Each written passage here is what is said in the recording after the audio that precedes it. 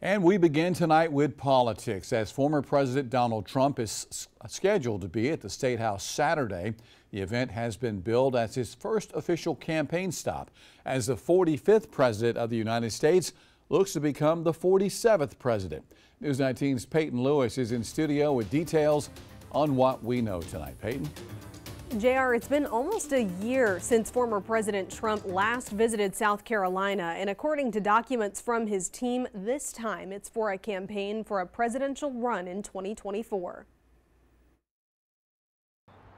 Starting at noon on Saturday, roads around Columbia will be closing in preparation for former President Donald Trump's visit to the State House. From Senate Street to Sumter in Maine, all roads around the State House will be closed. The event is private and invitation only, but according to Trump's campaign team, the event is to announce the South Carolina leadership campaign team for the 2024 presidential election and to celebrate the one-year mark to South Carolina's first in the South Republican primary. Richland County GOP Executive Committee woman Edie Rowe Willard says she and the rest of her party are happy to welcome any Republican running for president, including the former president. I think it's going to be a great kickoff to the presidential primary season. It's going to it'll be very exciting.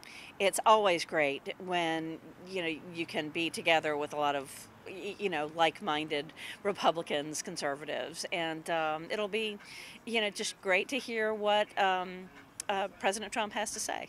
The event is expected to start at 3 p.m., but public access to the State House will be limited. Trump is kicking off these campaign events in New Hampshire on Saturday morning, then he'll fly to South Carolina. We're very proud of South Carolina being first in the South, because what people don't realize is South Carolina is just a microcosm of the nation. However, the South Carolina Democratic Party believes it's odd that Trump is getting to campaign inside the State House. Party leader Trav Robertson says he believes the event is not legal. The truth is, it's right here.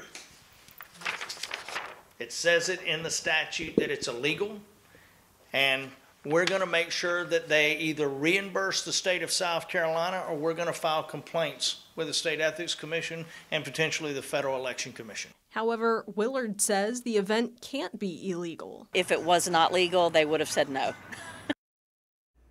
And this event is expected to be fairly small, with about 500 people attending, with 100 of those people being members of the press. Reporting in studio, Peyton Lewis, News 19 WLTX.